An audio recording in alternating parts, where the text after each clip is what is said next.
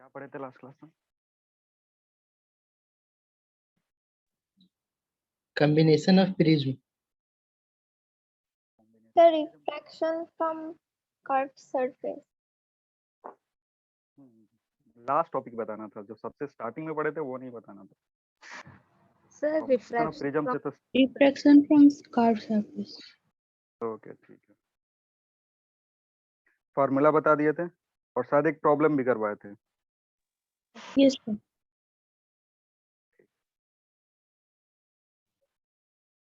Next heading लिखो।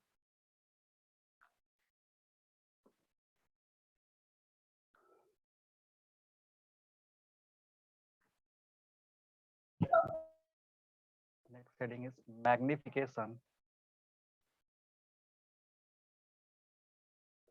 And optical power.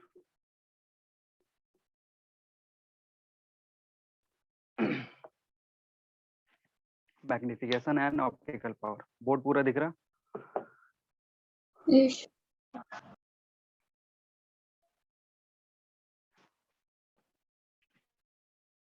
समझते हैं मैग्निफिकेशन और ऑप्टिकल पावर क्या होता है? मैग्निफिकेशन जो होता है वो दो तरीके का होता है। पहला टाइप होता है ट्रांसवर्स मैग्निफिकेशन,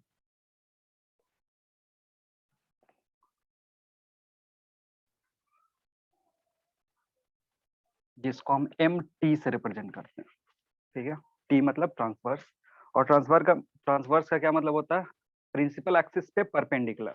ठीक है, ट्रांसवर्स का मतलब ये होता है परपेंडिकुलर। ठीक है, तो यहाँ से MT जो आता है, MT एक्चुअली क्या देगा तुमको? MT देगा height of image divided by height of object. आ रही बात समझ में? MT क्या होगा? Height of image divided by height of object, और ये बराबर होता है, इसको अगर सिंप्लीफाई करोगे तो this will come as Q1 divided by या μ1 divided by μ2 into V by U। ठीक है, ये ट्रांसवर्स का फॉर्मूला है। ट्रांसवर्स अगर मैग्निफिकेशन निकालना है तो ट्रांसफर मैग्निफिकेशन का मतलब है height of image divided by height of object, ratio of height of image by height of object, या फिर इसको अगर पोजीशन ऑफ ऑब्जेक्ट और पोजीशन ऑफ इमेज के फॉर्म में लिखना चाहोगे तो it will come as μ1 by μ2 into V by U। ठीक है, जहाँ μ1 क्या है?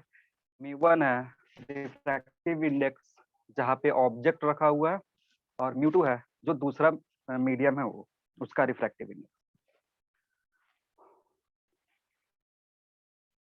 ठीक है, तो ये तुमको क्या देगा? ये ट्रांसवर्स मैग्निफिकेशन देगा। दूसरा मैग्निफिकेशन होता है लैटरल या लॉन्गिट्यूडनल मैग्निफिकेशन। लॉन्गिट्यूडनल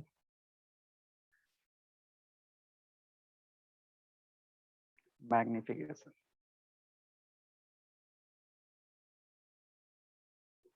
ये जो मैग्निफिकेशन है ट्रांसवर्स मैग्निफिकेशन, इसको लैटरल मैग्निफिकेशन भी बोलते हैं। ये जो ऊपर वाला मैग्निफिकेशन है M2 सॉरी MT को हम क्या बोलते हैं?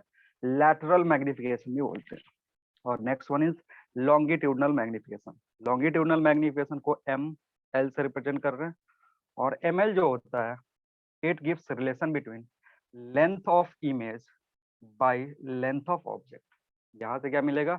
यहाँ से तुमको मिलेगा sorry length of image, image का लेंथ कितना है? ठीक है, अलोंग द प्रिंसिपल एक्सिस, और ऑब्जेक्ट का लेंथ कितना है? Again along the principal axis, and this can be written as μ1 by μ2 into V by U square. Longitudinal में थोड़ा सा चेंज होता है, लॉन्गिट्यूडनल अगर लिखोगे तो यहाँ V बाई U स्क्वायर होगा। ठीक है, और ये ध्यान रखना, ये सरफेस से जब रिफ्रैक्शन हो रहा है, किसी स्फेरिकल सरफेस से रिफ्रैक्शन हो रहा है, उस केस में जो मैग्निफिकेशन या फिर जो ऑप्टिकल पावर आएगा उसकी बात कर रहे हैं। अभी हम लेंस के पास नहीं पहुंचे हैं, ये लेंस का मैग्निफिकेशन या लेंस का ऑप्टिकल पावर की बात नहीं कर रहे हैं, ये किसका बात कर रहे हैं? Optical power produced by refraction from a spherical surface या कर्व्ड सरफेस। हो गया? Yes. Next one is optical power, optical power जो होता है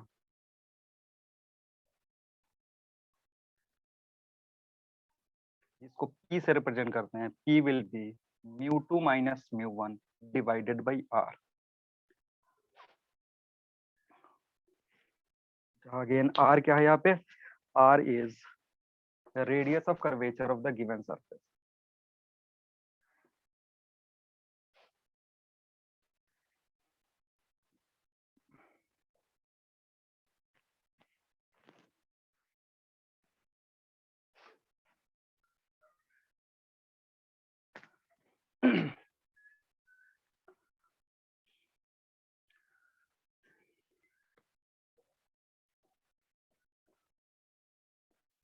In the previous question,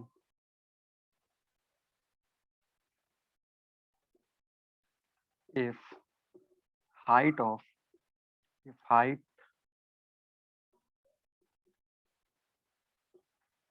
and length of object is 5 centimeter and 8 centimeter respectively,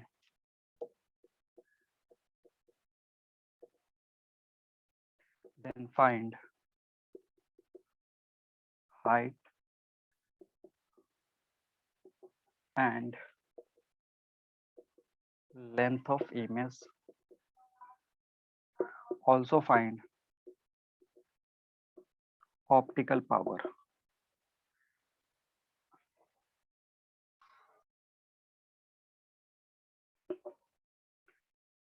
Optical power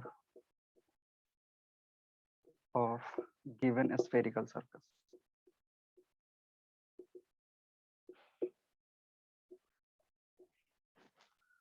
जो भी last class में हमने जो प्रॉब्लम करा था उसमें ये छोटा सा एडिशन है कि तुमको हाइट भी दिया हुआ है और लेंथ भी दिया हुआ है। हाइट लेंथ अगर दिया हुआ है ऑब्जेक्ट का तो तुम्हें क्या पता करना है, height and length of image, और साथ ही साथ ऑप्टिकल पावर भी पता करना।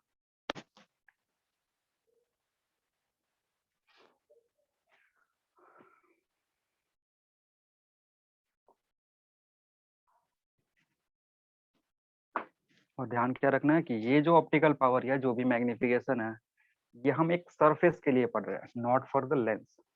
और जो भी फॉर्मूला हम यूज करते हैं, जो भी फॉर्मूला यूज करेंगे ज्योमेट्रिकल ऑप्टिक्स में, वो सब में साइन कन्वेंशन यूज करना होता है। तो जब यू भी या एच ओ या एच आई का वैल्यू पुट कर रहे होंगे या फोकस का एफ आर का वैल्यू पुट कर रहे होंगे तो हमें क्या करना होगा, साइन का ध्यान रखना होगा।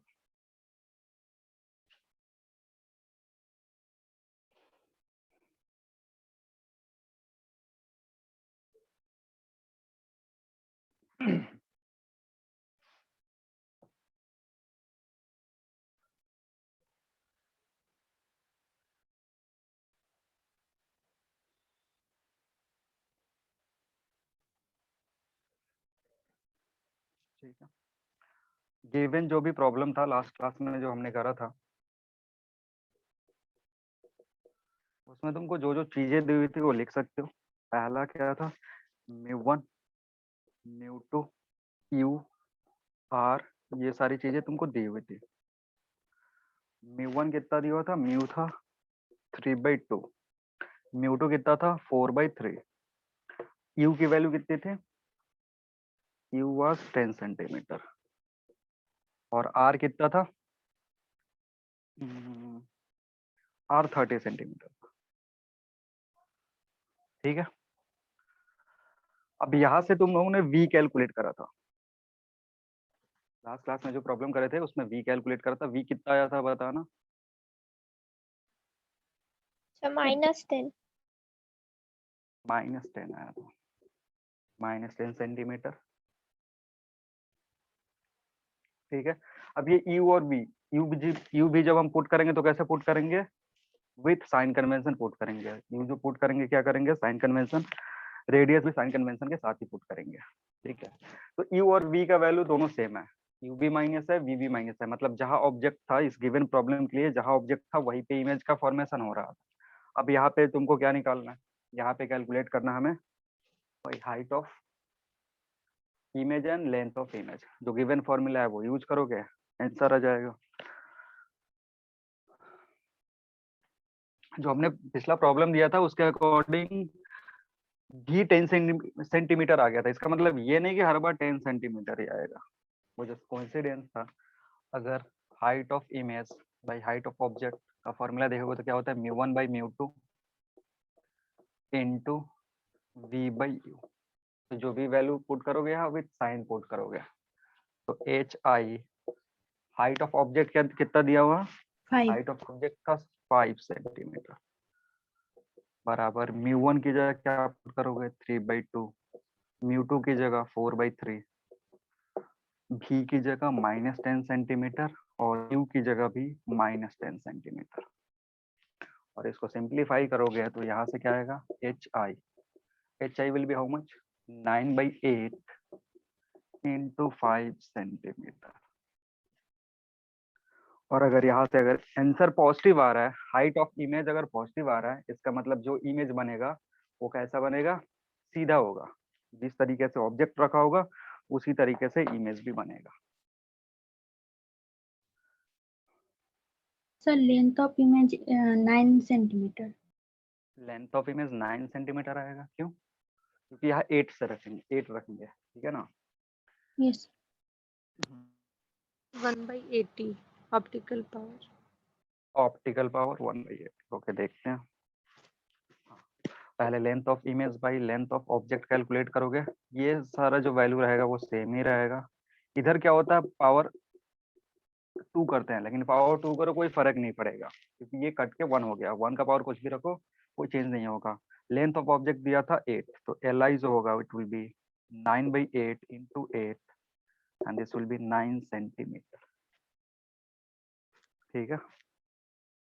और लास्ट जो है power is given by mu 2 minus mu 1 divided by R. Mu 2 का वैल्यू कितना है 4/3 माइनस 3/2। रेडियस जब पुट करेंगे तो विथ साइन पुट करेंगे, जब रेडियस की वैल्यू पुट करेंगे तो क्या करेंगे, विथ साइन पुट करेंगे। तो सरफेस किस तरीके था, सरफेस शायद ऐसा था, जो गिवन प्रॉब्लम था उसमें सरफेस मैंने ऐसा दिया था और ऑब्जेक्ट इधर रखा हुआ था।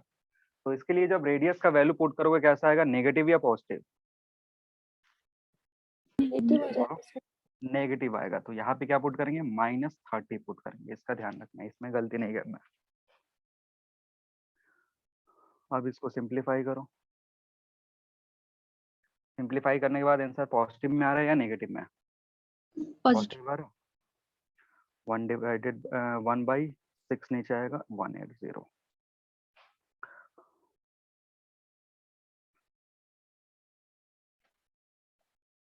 ठीक है। यहाँ पे पावर के लिए एक कंडीशन होता है कि जब यहाँ पे यूनिट रखना होगा पावर का, तो सबसे पहले ये जो 30 है ना, इस 30 को इसमें पुट करेंगे, मीटर में पुट करेंगे, ठीक है ना। जो भी यहाँ से पावर आया हुआ है इसको हमने अभी सेंटीमीटर में रखा हुआ है, तो पावर डायोप्टर नहीं लिख सकते हो। डायोप्टर तब रखते हैं जब इस आर को हम किस में पुट करते हैं, मीटर में पुट करते हैं। अभी जो हमने किस में पुट किया, सेंटीमीटर में, ठीक है। तो यहाँ पावर डायोप्टर नहीं लिखेंगे, जैसे ही इसमें 100 से मल्टीप्लाई कर दोगे तब तुम इसको डायोप्टर लिख सकते हो। आ रही बात समझ में? Yes. चलो, तो ये स्फेरिकल सरफेस है। स्फेरिकल सरफेस से हमने position of object, position of image और रेडियस ऑफ कर्वेचर का रिलेशन देख लिया। फिर मैग्निफिकेशन क्या क्या होता है, लैटरल मैग्निफिकेशन, लॉन्गिट्यूडनल मैग्निफिकेशन वो देख लिया, पावर कितना होता है वो भी देख लिया, ठीक है। अब देखो, अब इसमें दो चीज होता है कि अगर तुमको ऐसा दिया हुआ है μ1 μ2 और इस तरीके से एक दूसरा सरफेस दिया हुआ है, इधर μ1 और इधर μ2, इधर से पैरेलल लाइट आ रही है और इसमें भी इधर से पैरेलल लाइट आ रहा है। अब कह रहा है कि ये जो दोनों सरफेस है ये लाइट को कन्वर्ज करेगा या डाइवर्ज करेगा। जैसे ये सरफेस 1 है और ये सरफेस 2 है, तो अगर पूछा जाए तुमसे कि जो सरफेस 1 है वो लाइट को कन्वर्ज करेगा या डाइवर्ज करेगा, तो क्या बताओगे। सरफेस 1 लाइट को कन्वर्ज करेगा या डाइवर्ज करेगा, Sir, बोलो। diverge कर दे. डाइवर्ज करेगा, पर सरफेस 1 की बात surface कर। 2 सर converge करेगा. चलो, इसके लिए ये जो सरफेस 2 कन्वर्ज करेगा Surface 1 से diverge कर. और ये डाइवर्ज करेगा, और कोई इसमें कौन सा सरफेस डाइवर्जिंग है और कौन सा सरफेस कन्वर्जिंग है, ये बताना। ये सरफेस 1 है, ये सरफेस 2 है। अगर इंसिडेंट रे के रेस्पेक्ट में देखोगे तो ये जो सरफेस है ये कौन सा सरफेस है, कन्वेक्स सरफेस है। और अगर इंसिडेंट रे के रिस्पेक्ट में इसको देखोगे तो ये कनकेव सरफेस है। ठीक है, अब देखो यहाँ जो कन्वर्जिंग और डाइवर्जिंग का कंडीशन है ना, वो डिपेंड करता है रिफ्रैक्टिव इंडेक्स पे। ठीक है, जो भी सरफेस है वो कन्वर्जिंग है या डाइवर्जिंग है, वो किस पे डिपेंड करेगा, वो डिपेंड करेगा totally on the refractive index of two media. ठीक है, अगर refractive index of the two media change करोगे तो एक सरफेस पहले जो डाइवर्जिंग था वो मे बी कन्वर्जिंग हो सकता है। आ रही है बात समझ में क्या बोल रहा हूँ? यहाँ पे ऐसे तुम डिसाइड नहीं कर सकते हो कि अच्छा ये कन्वेक्स है या कनकेव है, तो ये मे बी डाइवर्जिंग हो सकता है, मे बी कन्वर्जिंग हो सकता है। ठीक है ना, वो किस पे डिपेंड करेगा, वो डिपेंड करेगा इस दोनों वैल्यू पे, μ1 और μ2 पे डिपेंड करेगा। अगर μ2 इज ग्रेटर देन μ1, ठीक है, इस कंडीशन के लिए बोल रहा हूँ, अगर μ2 इज ग्रेटर देन μ1 तो यहाँ से जो लाइट आएगा वो क्या होगा, कन्वर्ज होकर के एक पॉइंट पे मिलेगा। अगर ये कंडीशन सेटिस्फाई हो रहा है तो जब μ2 किससे बड़ा होगा, μ1 से, तो जो लाइट है वो कहा जाएगा light will converge at a point. जो भी पैरेलल रे आ रही थी वो कन्वर्ज होकर के एक पॉइंट पे मिलेंगे। ठीक है, आ रही बात समझ में? यस। तो ये जो सरफेस है अभी के लिए कैसा बिहेव कर रहा है, अभी के लिए बिहेव कर रहा है कन्वर्जिंग सरफेस की तरह। ये कन्वर्जिंग है, लेकिन इसको ऐसे ही कन्वर्जिंग नहीं बोलना है, एक और कंडीशन इसके साथ लगा हुआ है। कौन सा condition, this one, μ2 is greater than μ1। जब होगा तभी ये सरफेस कन्वर्जिंग होगा। क्लियर? सेम सिचुएशन अगर यहाँ पे है, μ1 और μ2 का रिलेशन देखा, तुम्हें पता चला μ2 इज ग्रेटर देन μ1, तो ये जो सरफेस है ये डाइवर्जिंग बिहेव करेगा। ठीक है, और ये बात समझ में, कौन सा सरफेस कब डाइवर्जिंग कब कन्वर्जिंग बिहेव करेगा। अगर ये सरफेस दिया हुआ है, ऐसा सरफेस दिया हुआ है, तो ये कन्वर्जिंग तभी होगा व्हेन μ2 इज ग्रेटर देन μ1। ये सरफेस, सॉरी, इधर डाइवर्ज करेगा, ये डाइवर्ज तभी करेगा जब μ2 इज ग्रेटर देन μ1। ठीक है, बोलो। अब इस सरफेस को अगर Yes. डाइवर्जिंग बनाना, ये जो गिवन सरफेस है इसको अगर डाइवर्जिंग बनाना है तो क्या करना पड़ेगा, अगर इस सरफेस को, ये जो पर्टिकुलर सरफेस है it may be diverging also, लेकिन डिपेंड किस पे करेगा, अगेन इस μ1 एंड μ2 के वैल्यू पे। तो अगर ये, इसको ए लिख सकते हो, हेडिंग लिखना पहले इसके ऊपर, हेडिंग है converging and diverging surfaces, converging and diverging surface, और उसके नीचे ये कंडीशन नंबर ए है, ये दोनों ए है, उसके नीचे ये 1 और 2 लिखना। सर इसको याद रखना पड़ेगा और ये कोई फॉर्मूला है? या नहीं नहीं, फॉर्मूला इसका कुछ नहीं है। फॉर्मूला क्या है, मतलब कंसेप्ट है, थोड़ा सा कंसेप्ट समझ लो क्या होता है। देखो, अगर यहाँ पे क्या हो रहा है, रिफ्रैक्शन हो रहा है, इस पॉइंट पे जाने के बाद क्या होगा, रिफ्रैक्शन होगा। तो रिफ्रैक्शन कैसे सोचते हैं हम, यहाँ पे नॉर्मल डालोगे, यहाँ पे जो नॉर्मल डालोगे वो कहाँ से पास होना चाहिए, इसके सेंटर ऑफ कर्वेचर से। ठीक है ना, यहाँ पे जिस पॉइंट से हमें रिफ्रैक्शन करवा रहे हैं उस पॉइंट पे नॉर्मल डालेंगे, और नॉर्मल के रेस्पेक्ट में सोचते हैं कि लाइट किधर जाएगा। तो अब देखो यहाँ पे नॉर्मल डाला, और कंडीशन क्या है, μ2 is greater than μ1, μ2 is greater than μ1 है, तो जो लाइट पास करेगा that will bend towards the normal और away from the normal, Towards light the will bend normal. Towards the towards the normal. Normal. तो अगर towards the normal, ये जा किधर रहा था, इधर जा रहा था, लेकिन जैसे ये सरफेस आया ये बेंड किधर होगा, इधर की तरफ होगा। ठीक है, और सिमिलरली अगर ये लाइट देखोगे तो इस पे नॉर्मल ये है, इस कंडीशन में भी ये किधर की तरफ बेंड होना चाहिए, नॉर्मल की तरफ, और ये नॉर्मल है, तो लाइट किधर बेंड होगा, इधर की तरफ।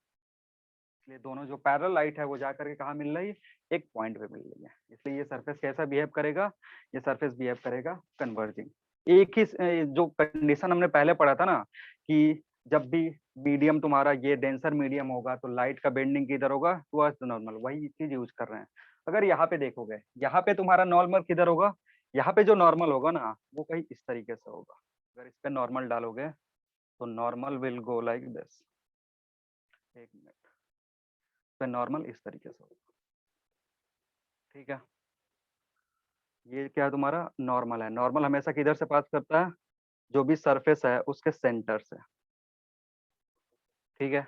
तो अगर सरफेस सेंटर से पास कर रहा है, अब ये कंडीशन तुम्हारा किधर है, ये जो कंडीशन है म्यू टू अभी क्या है, ग्रेटर है, mu two is greater then mu one. तो अगेन जो बेंडिंग होगा वो किधर की तरफ होगा, बोलो बेंडिंग किधर होगा, टुवर्ड्स द नॉर्मल, ठीक है। तो अगर टुवर्ड्स द नॉर्मल हो रहा है तो लाइट बेंड होकर के कहीं इधर जाएगा। सिमिलरली इसके लिए देखोगे तो ये नॉर्मल है, लाइट इधर जाना चाहिए था, लेकिन बेंडिंग होने के चलते किधर जाएगा, इधर की तरफ जाएगा, ठीक है। ये लाइट जो दोनों है, ये लाइट क्या हो रही है, कन्वर्ज हो सॉरी डाइवर्ज हो रहा है, ये इधर की तरफ क्या हो रहा है, डाइवर्ज हो रहा है, यहाँ पे क्या हो रहा है, कन्वर्ज हो रहा है। तो याद रखने का जरूरत नहीं है, लॉजिकली भी तुम निकाल सकते हो, जो तुम्हारा प्रीवियस जो भी कंसेप्ट था उसके according. Again bending of light ध्यान रखोगे, हो जाएगा इजीली, ठीक है। आ रही बात समझ में क्या बोल रहा हूँ। अब Yes. दूसरा वाला Yes, कंडीशन sir. देखते हैं। दूसरा कंडीशन क्या है, जब म्यू वन ग्रेटर है म्यू टू से। दूसरा कंडीशन क्या है, बी है, mu one is greater then mu two. अगर ये सिचुएशन है, ये तुम्हारा सरफेस है, इधर से लाइट आ रहा है। अब ये जो सरफेस है ना, ये सरफेस अब कैसा बिहेव करेगा, सॉरी डायग्राम इसको मैंने उल्टा बना दिया, पहले वो कर दो फिर ये वाला सिचुएशन, पहले ऐसा था, ठीक है। अब इस वाले सिचुएशन के लिए अगर mu one is greater then mu two है तो क्या होगा, अब ये सरफेस डाइवर्जिंग होगा कि कन्वर्जिंग होगा, बोलो। ये जो गिफ्ट सरफेस है, अब ये कैसा बिहेव करेगा, अब ये डाइवर्जिंग बिहेव करेगा। डाइवर्जिंग मतलब जो रे रिफ्रैक्ट होके जाएगा वो इधर की तरफ, और ये जो रिफ्रैक्ट होगा वो इधर की तरफ होगा। तो यही surface, same to same surface, पहले कैसा बिहेव कर रहा था, कन्वर्जिंग, ठीक है। जब कंडीशन क्या था, mu two is greater then mu one. अभी क्या हो गया, जब mu one is greater then mu two हो गया ना, तो वही सरफेस कैसा बिहेव करने लगा, डाइवर्जिंग बिहेव करने लगा, ठीक है। ये सरफेस नंबर 3 है। 1 और 3 सरफेस सेम टू सेम है, बट एक केस में वो कन्वर्जिंग बिहेव कर रहा है, एक केस में डाइवर्जिंग बिहेव कर रहा है। अगेन इसको नॉर्मल वाले टर्म से सोच सकते हैं। नॉर्मल वाला टर्म क्या बोलता है कि अगर यहाँ नॉर्मल डालोगे तो वो सेंटर से पास होना चाहिए, यहाँ नॉर्मल डालोगे तो वो भी सेंटर से पास होना चाहिए। लेकिन अभी कंडीशन क्या है, लाइट रे अगर सरफेस नहीं होता तो इधर जाता, लेकिन कंडीशन अब ये म्यू वन ज्यादा है, यानी लाइट डेंसर से रेयरर में जा रहा है, तो बेंडिंग किधर होना चाहिए, अवे फ्रॉम द नॉर्मल और towards the normal. Away Away from, from अगर अवे फ्रॉम द नॉर्मल देखोगे तो बेंड किधर होगा, ऊपर की तरफ, तो बेंड होकर के डाइवर्ज करेगा, बेंड होकर के किधर जाएगा, डाइवर्ज करेगा, ठीक है। और इसका जो फोर्थ सरफेस है, फोर्थ सरफेस कुछ इस तरीके का होगा। फोर्थ सरफेस में अगर लाइट पैरेलल जा रहा है,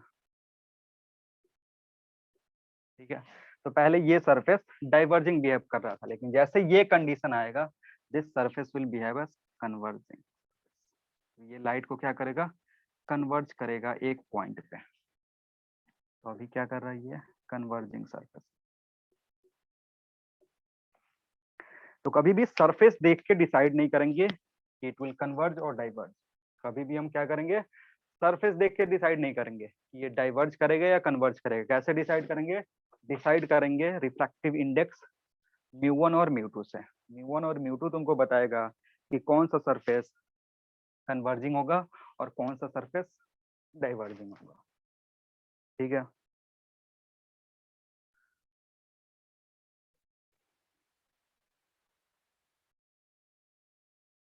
तो इसमें चारों याद रखने की जरूरत नहीं है, ऊपर वाले दो याद रख लो, और बाकी के जो दो सिचुएशन होगा उसको उल्टा याद रख सकते हो, कि जो सरफेस एक कंडीशन के लिए कन्वर्जिंग बिहेव कर रहा है, वही सरफेस दूसरे कंडीशन के लिए डाइवर्जिंग बिहेव कर रहा है। तो ऊपर वाला दोनों याद रखना है, नीचे वाला दोनों भूल जाओ। और जब इस यहाँ से सवाल पूछेगा तो जो याद करे हो उसका रिवर्स कर देना, नहीं तो फिर चारों याद करोगे कंफ्यूज हो जाओगे। और नहीं तो अगर कंसेप्ट क्लियर हो गया तो याद भी रखने की जरूरत नहीं है, डायरेक्टली कंसेप्ट से तुम पता कर सकते हो कि कौन सा सरफेस कब कन्वर्जिंग होगा, कब डाइवर्जिंग होगा। हो गया। Yes. तो जो भी स्फेरिकल सरफेस का बात था वो खत्म हो गया। अब हम पढ़ेंगे लेंस के बारे में।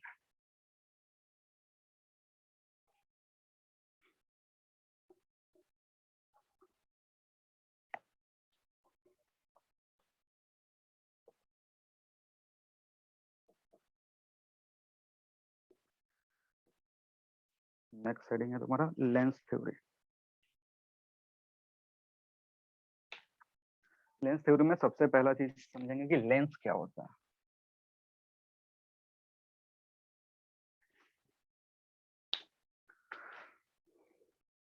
बोलो क्या होता है lens?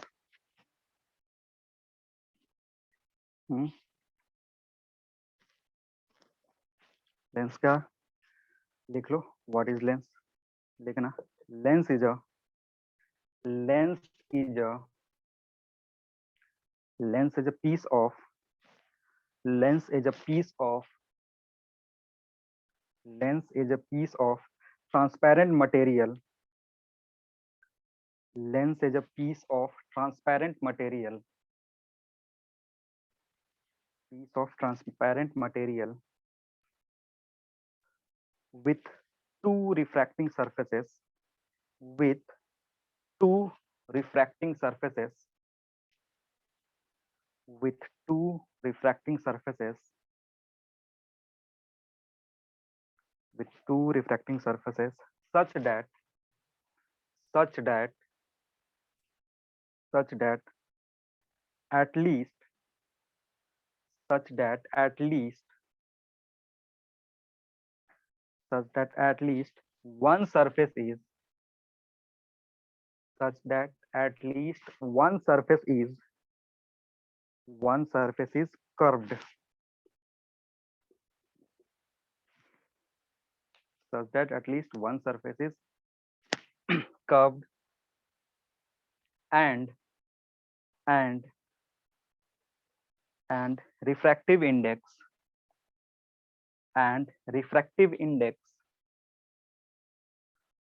of its material and refractive index of its material refractive index of its material is different is different is different from its surrounding medium from its surrounding medium.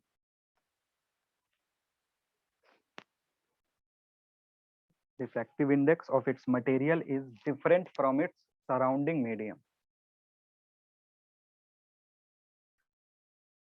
ठीक है,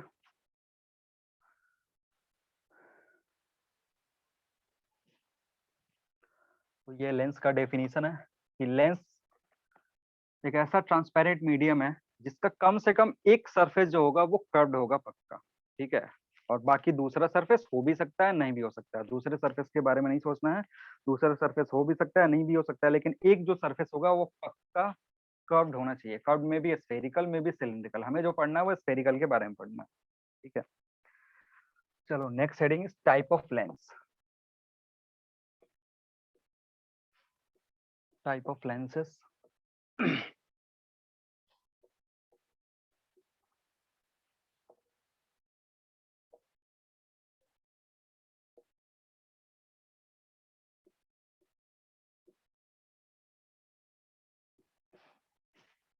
अगेन दो तरीके के लेंस होगा, convex lens and concave lens.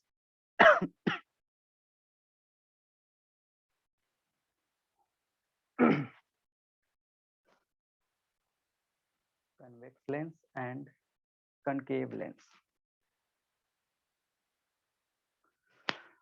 Further जो convex और concave lens है इसको चार पार्ट में डिवाइड करा गया, तो इसमें भी आता है by convex lens,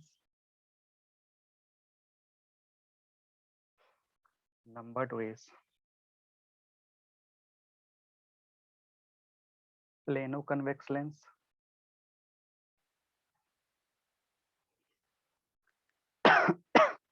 by plano, ठीक है।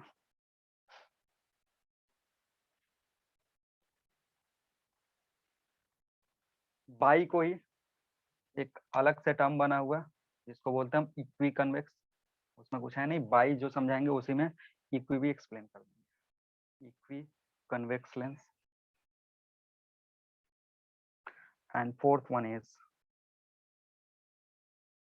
कॉनकेवो कन्वेक्स।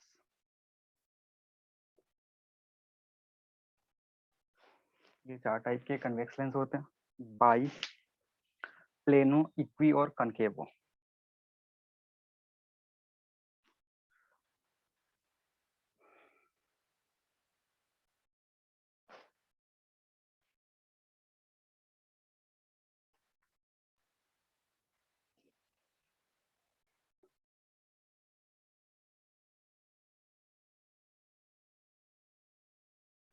अब एक एक करके इसको थोड़ा सा डिस्कस कर ले रहे हैं। कन्वेक्स लेंस क्या होता है? कन्वेक्स लेंस है lens which is thicker at middle and thin at edges.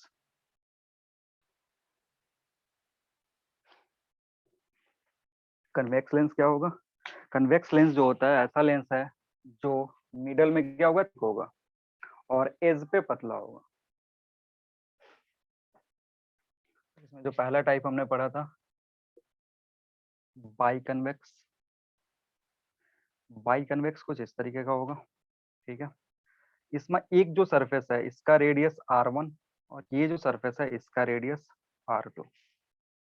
By convex में दोनों जो सरफेस होते हैं, ये सरफेस और ये दूसरा सरफेस, ये दोनों सरफेस का क्या होगा, जो रेडियस ऑफ कर्वेचर होगा अलग अलग होगा, तो बाई कन्वेक्स लेंस बोलते हैं। और अगर सेम हो जाता है, जिसको मैंने नंबर 3 पे लिखा था लेकिन यहाँ नंबर 2 पे ही एक्सप्लेन कर दे रहा है, इक्वी कन्वेक्स। इक्वी कन्वेक्स में क्या होता है कि अगर कोई लेंस है कन्वेक्स लेंस, तो अगर इसका रेडियस r है, ये जो दूसरा सरफेस है इसका भी रेडियस क्या होगा, r होगा, सेम टू सेम रेडियस। पहले वाले केस में रेडियस अलग अलग है, ये भी बाई है, ये भी बाई है, लेकिन इस बाई वाले में दोनों का रेडियस ऑफ कर्वेचर क्या है, दोनों जो सरफेसेस है उनका रेडियस ऑफ कर्वेचर सेम है।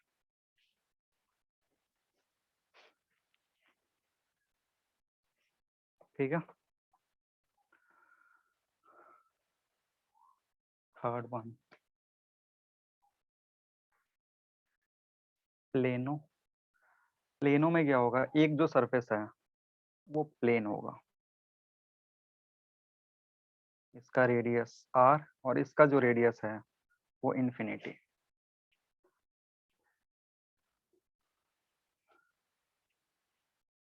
एक जो सरफेस है वो कैसा है, एक जो सरफेस है वो प्लेन है, इसलिए इसको क्या बोलना है, प्लेनो कन्वेक्स बोलना है। और अगेन ये थीन है एज पे और थिक है मिडल में। Last one was concavo convex.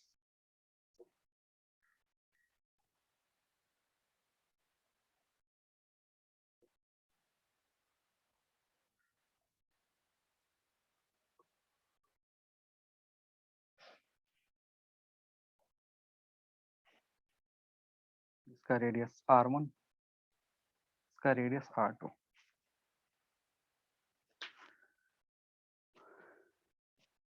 लेकिन ये जो कन्वेक्स लेंस है, सॉरी एन छोड़िए, यहाँ पे ये जो सरफेस है और ये जो सरफेस है, ये जो दोनों सरफेस है इसका रेडियस r1 r2 अलग भी हो सकता है, सेम भी हो सकता है, लेकिन इसमें क्या है, ये जो दूसरा वाला सरफेस है वो भी इसी के तरीके से, वो बाहर की तरफ नहीं है, वो भी अंदर की तरफ।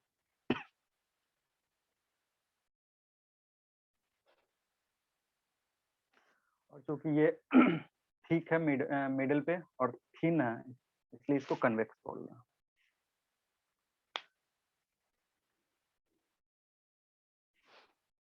हटा दे इसको। Yes sir. चलो दूसरा का बात करते हैं, that is concave lens. Concave क्या होता है, उल्टा हो जाता है, थिनर एट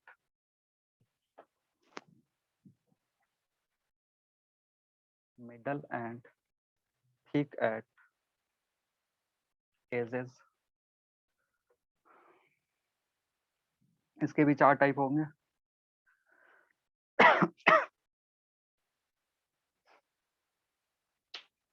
चार टाइप में नंबर 1 जो होगा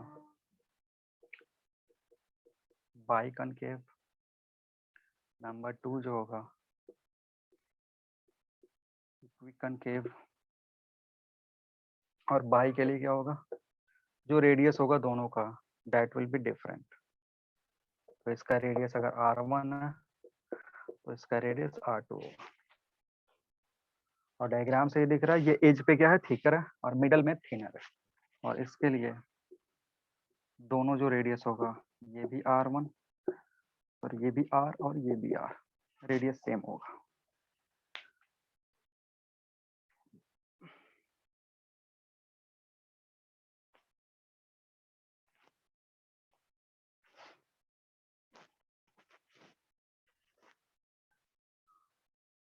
third one will be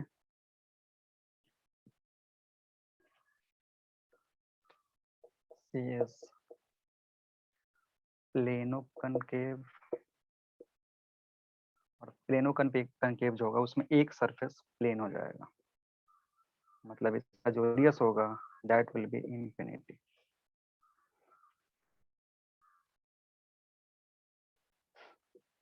and last one is convexo concave.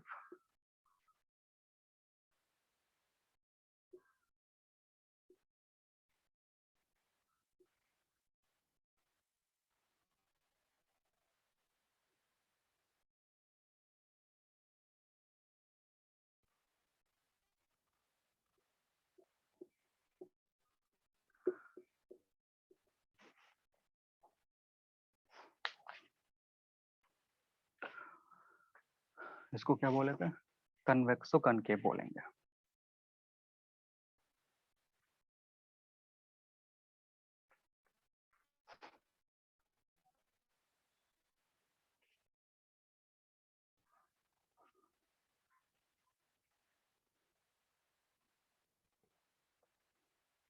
हटा दे इसको। Yes, sir. चलो एक चीज लिखेंगे नोट में,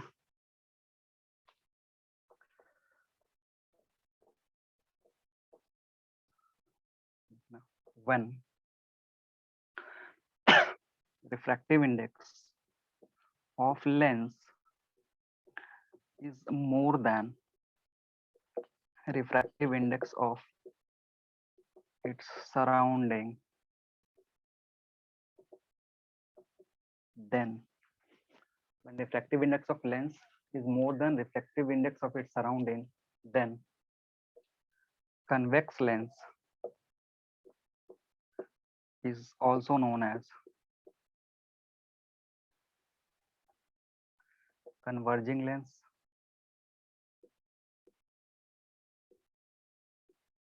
and concave lens is known as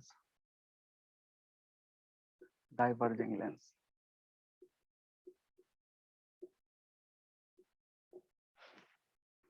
ठीक है, और इसमें जो इंपॉर्टेंट टर्म है ये है, ठीक है, जो भी लेंस का रिफ्रैक्टिव इंडेक्स है वो मीडियम के रिफ्रैक्टिव इंडेक्स से ज्यादा होगा तभी। ठीक है, लेंस का रिफ्रैक्टिव इंडेक्स क्या होना चाहिए, लेंस का जो रिफ्रैक्टिव इंडेक्स है वो सराउंडिंग मीडियम से ज्यादा होना चाहिए, तब हम कन्वेक्स लेंस को क्या बोलेंगे, कन्वेक्स लेंस को कन्वर्जिंग बोलेंगे, और कनकेव को क्या बोलेंगे, डाइवर्जिंग लेंस बोलेंगे। ठीक है, और नॉर्मल जो होता है प्रैक्टिकली ऐसा ही होता है, जब तक हम कुछ मीडियम चेंज ना करें, जैसे एयर में कोई लेंस अगर डाइवर्जिंग बिहेव कर रहा है तो मे बी वो वाटर में कन्वर्जिंग बिहेव कर सकता है, क्योंकि हमने मीडियम चेंज कर दिया। तो हमारे ध्यान में ये होना चाहिए, और इसी को नॉर्मल कंडीशन बोलते हैं। ठीक है, तो अगर कोई बोल रहा है कि convex lens is converging lens, इसका मतलब वो नॉर्मल सिचुएशन का बात कर रहा है। नॉर्मल सिचुएशन कहने का मतलब है refractive index of lens is more than refractive index of medium. ठीक है, क्लियर है? Yes, Good. sir. हाँ, तो इसको ध्यान में रखना।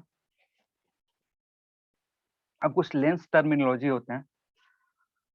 लेंस टर्मिनोलॉजी की अगर बात करोगे तो यहाँ पे दो ही नए टर्म्स है, बाकी सारे जो हम मिरर में टर्म्स पढ़े थे वो सेम टू सेम है, जैसे प्रिंसिपल एक्सिस या फिर रेडियस ऑफ कर्वेचर या फिर सेंटर ऑफ कर्वेचर, वो ऑलमोस्ट जो हमने मिरर में बात करे थे वो सेम टू सेम चीज इधर भी होगा। यहाँ जो अलग चीज है उसकी बात करेंगे। ठीक है, यहाँ पे अलग जो चीज होगा वो है ऑप्टिकल सेंटर, लेकिन पहले लिखोगे टर्म्स रिलेटेड टू लेंस।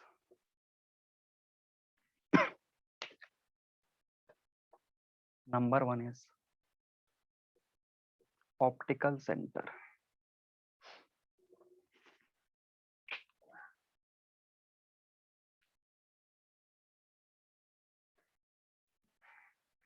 ठीक है, ऑप्टिकल सेंटर क्या होता है लिखना,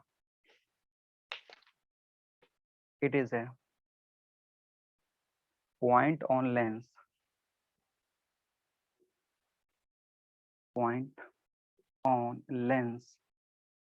such that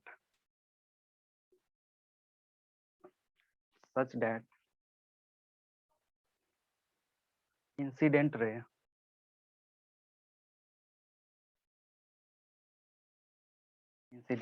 falling on it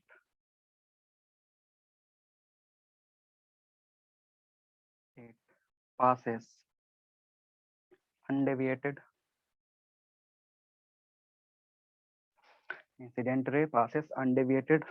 or incident ray is parallel to refracted ray.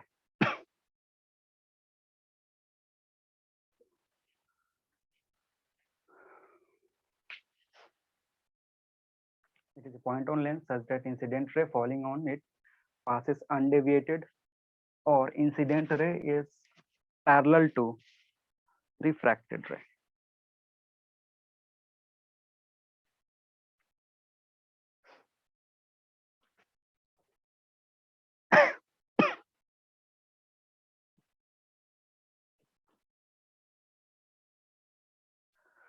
एक ही डायग्राम में सब कुछ शो कर देंगे, लेकिन उससे पहले लिखेंगे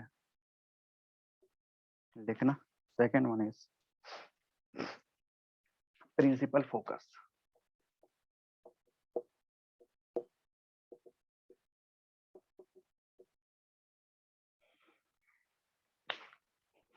प्रिंसिपल फोकस में भी हम दो फोकस का बात करते हैं, प्राइमरी फोकस और फर्स्ट फोकस। दूसरा है सेकेंडरी फोकस और सेकेंड फोकस। लेंस के लिए दो फोकस डिफाइन किया गया हुआ, प्राइमरी फोकस और फर्स्ट फोकस, या फिर उसको फोकल पॉइंट भी बोलते हैं। And second one is secondary focus और सेकेंड फोकस या फिर सेकेंड फोकल पॉइंट।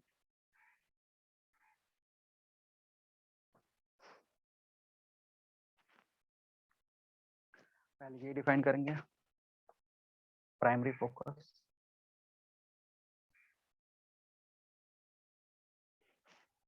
तो प्राइमरी फोकस के लिए लिखना it is a point on principal axis, it is a point on principal axis,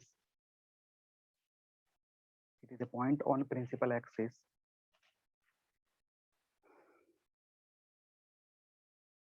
whose image will form at, it is a point on principal axis whose image will form at infinity। ठीक है, जो भी primary focus होगा, ये lens है तुम्हारा, एक ऐसा पॉइंट है कहाँ पे, प्रिंसिपल एक्सिस पे। अगर यहाँ से रे निकल रहा है तो दिस रे will get parallel after refraction. तो जो भी पैरेलल रे होती है उसका इमेज कहाँ बनता है, उसका इमेज बनता है इन्फिनिटी पे। यानी ये जो पॉइंट है this is known as primary focus, जिसको हम रिप्रेजेंट किससे करते हैं, F1 से रिप्रेजेंट करते हैं। सॉरी,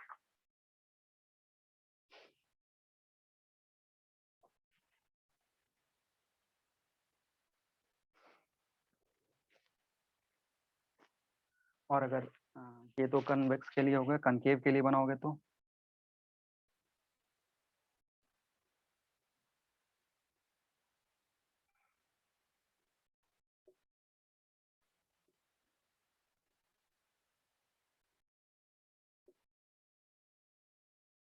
अब ये जो लाइट आ रहा है, ये लाइट क्या है, एक पॉइंट पे कन्वर्ज कर रहा है, ये पॉइंट पे कन्वर्ज करेगा, ये जो पॉइंट है इसके लिए है, इसको F1 से रिप्रेजेंट कर, क्योंकि जो रिफ्रैक्शन वाली रेज है, जो भी रिफ्रैक्टेड रे है वो पैरेलल हो जा रही है, और रिफ्रैक्टेड रे अगर पैरेलल हो जा रही है तो पैरेलल रे कहाँ पे इमेज बनाती है, इन्फिनिटी पे बनाती है। तो ऐसा फील हो रहा है कि यहाँ पे एक ऑब्जेक्ट रखा हुआ है और उस ऑब्जेक्ट का जो इमेज है वो कहाँ बन रहा है, उस ऑब्जेक्ट का इमेज बन रहा है इन्फिनिटी पे।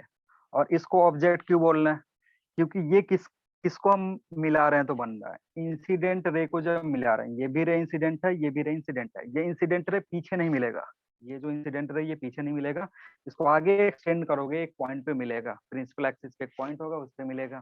ठीक है, ये एक्चुअली ये क्या है, ये जो पॉइंट है ऑब्जेक्ट है, और इस ऑब्जेक्ट का इमेज कहाँ बन रहा है, इन्फिनिटी पे बन रहा है। This F1 and this F1 is known as primary focus. Next बात करते हैं सेकेंडरी फोकस का।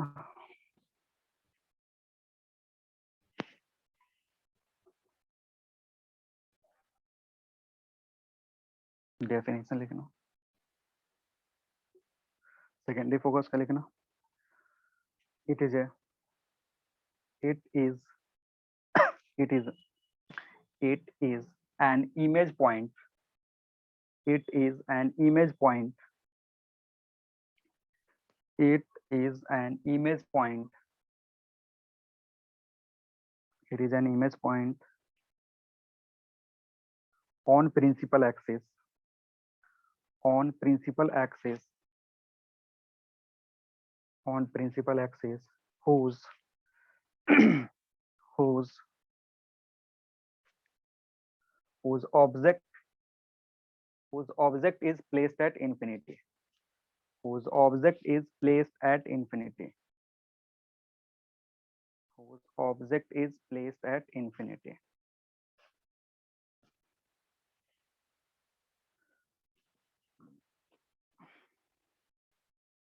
तो जो पिछला वाला फोकल लेंथ था वो ऑब्जेक्ट के टर्म में हम डिफाइन कर रहे थे, और ये जो फोकस है इसको हम किसके टर्म में डिफाइन कर रहे हैं, इमेज के टर्म में। इमेज के टर्म में जब डिफाइन कर रहे हो तो पहले ये जो कंडीशन है सेकेंडरी वाला, वो क्या बता रहे हैं, ये बता रहे हैं कि ऐसा इमेज है जिसका ऑब्जेक्ट कहाँ रखा हुआ है, इसका ऑब्जेक्ट रखा हुआ है इनफाइनाइट पे। अगर इनफाइनाइट पे ऑब्जेक्ट रखोगे तो जो रे आएगा वो पैरेलल होकर के आएगा, और रे पैरेलल होने के बाद रिफ्रैक्ट होता है एक पॉइंट पे, and this point is called as focus, और इसको रिप्रेजेंट करते हैं F2 से।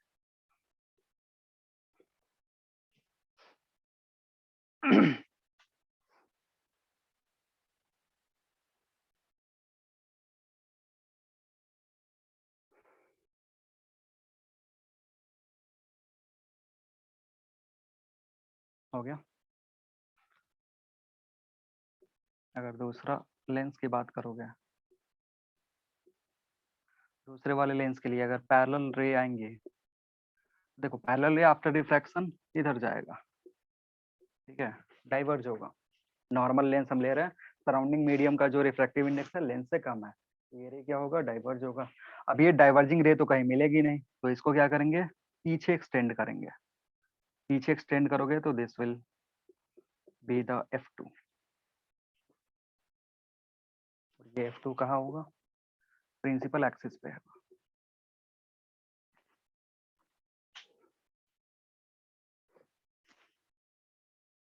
डेफिनेशन क्लियर है दोनों का। ये पूछता है कि सेकेंडरी फोकस कौन सा है या फिर प्राइमरी फोकस कौन सा है। तो डेफिनेशन ध्यान रखना है, जब भी हम प्राइमरी फोकस डिफाइन करेंगे ऑब्जेक्ट के रेस्पेक्ट में डिफाइन करते हैं। एक ये ऐसा पॉइंट है, ये एक ऐसा पॉइंट ऑब्जेक्ट है जिसका इमेज कहाँ बनेगा, इन्फिनिटी पे बनेगा।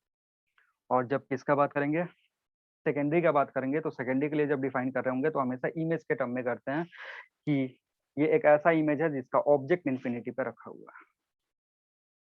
ठीक है। Yes. चलो now will discuss about focal length.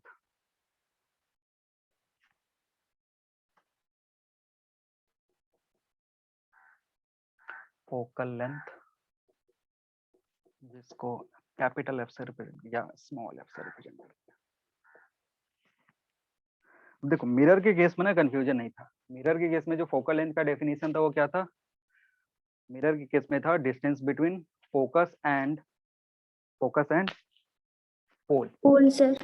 हाँ ठीक है, वहां पे फोकस दो नहीं था इसलिए हमें नहीं सोचना पड़ा था। सिंपली जो डेफिनेशन था पोल और फोकल लेंथ के बीच, फोकस के बीच में जो डिस्टेंस था उसको फोकल लेंथ बोल देते थे। लेकिन यहाँ पे कितना फोकस है? दो फोकस है, एक प्राइमरी और एक सेकेंडरी। तो अब जो फोकल लेंथ डिफाइन करेंगे वो किसके रेस्पेक्ट में करेंगे? फर्स्ट फोकस के रेस्पेक्ट में या सेकंड फोकस के रेस्पेक्ट में? बोलो, इस केस में किसके रेस्पेक्ट में करोगे? फर्स्ट के रेस्पेक्ट में या सेकंड के रेस्पेक्ट? पता है किसको? नहीं पता?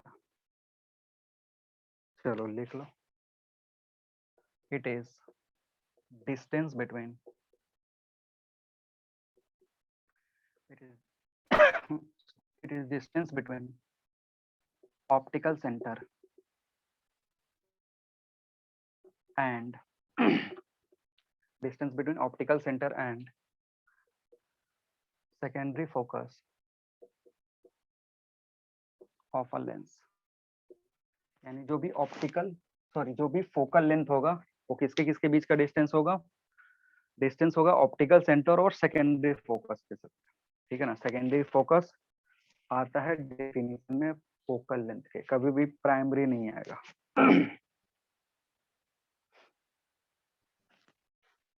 ठीक है,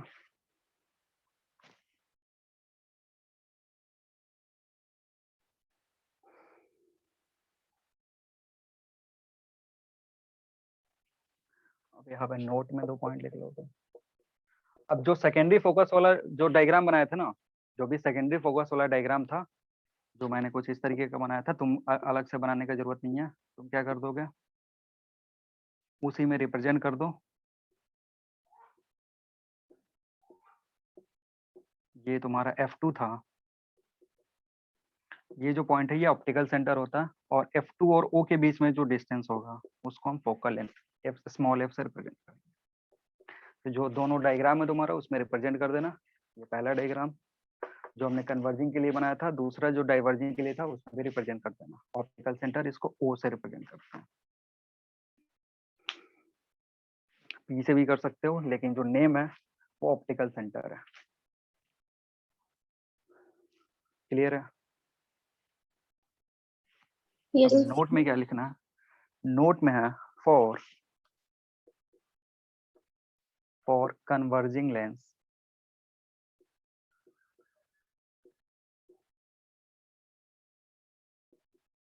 focal length is positive,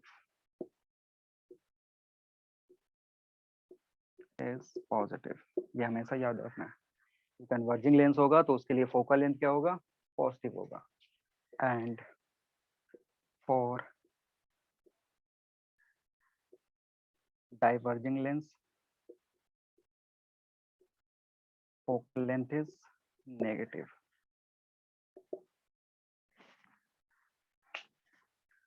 किसी एक को याद रखना, ऊपर वाला जो है इसको याद रख सकते हो कि अगर कन्वर्जिंग लेंस है, ठीक है ना, इसको कन्वेक्स करके नहीं बता रहे हैं, ठीक है ना। तो इसको क्या बोलना है?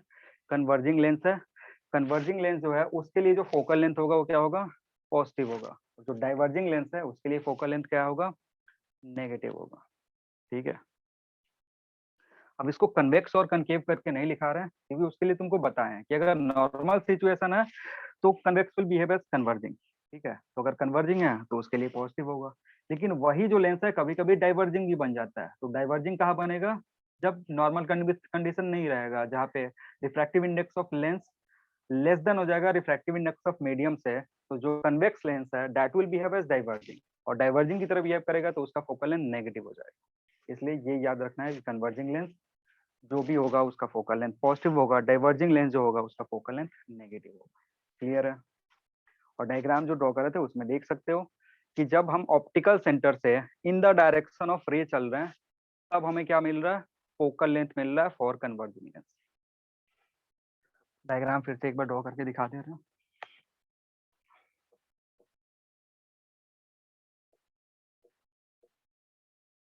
ये जो डिस्टेंस है ये तुम्हारा फोकल लेंथ है, तो ये ऑप्टिकल सेंटर है।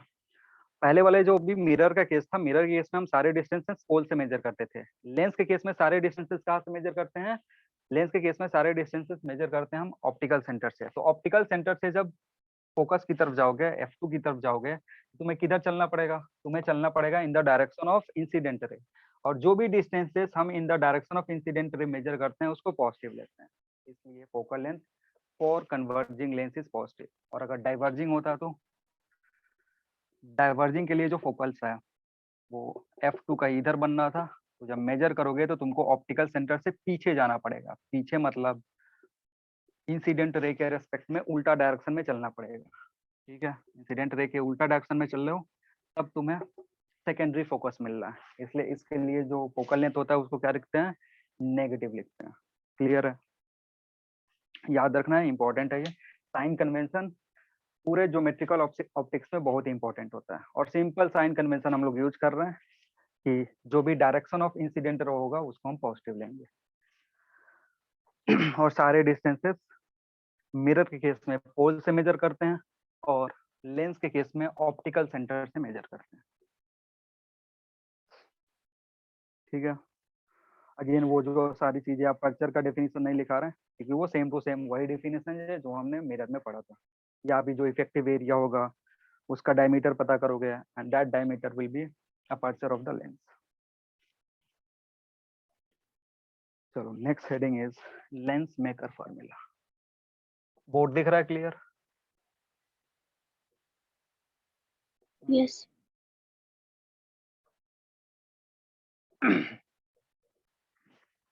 और ये फॉर्मूला बहुत ही इंपॉर्टेंट है। अगर सवाल तुमसे पूछना भी होता है जो मेटेरियल ऑप्टिक्स में ना, इधर से बहुत ज्यादा पूछता है। लेंस से अगर सवाल पूछना भी होगा, जितना भी अभी तक हमने पढ़ा है, जो रिफ्रैक्शन रिफ्लेक्शन सारे टॉपिक जो उसमें पढ़े हैं, अगर इधर से सवाल पूछना होगा तो ज्यादातर जो प्रॉब्लम्स होते हैं वो इधर से पूछता है, लेंस मेकर फॉर्मूला से। हम समझते हैं लेंस मेकर फॉर्मूला होता है क्या? लिखना, इट रिलेट्स, इसके नीचे लिखना है it relates focal length of a lens, it relates focal length, it relates focal length of a lens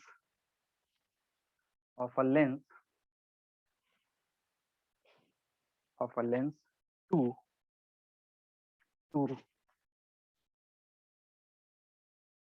to relative refract index, to relative refractive index, relates to relative refractive index of lens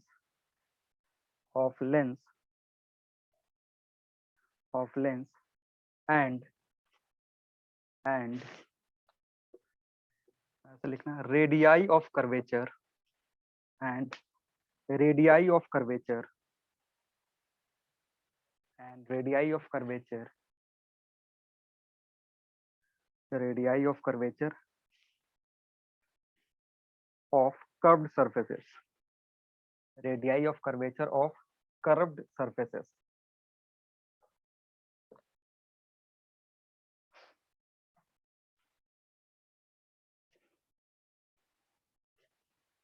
lens maker formula जो है simple सा formula होता है, 1/f is equal to 1/μ2 minus 1/r1 minus 1/r2।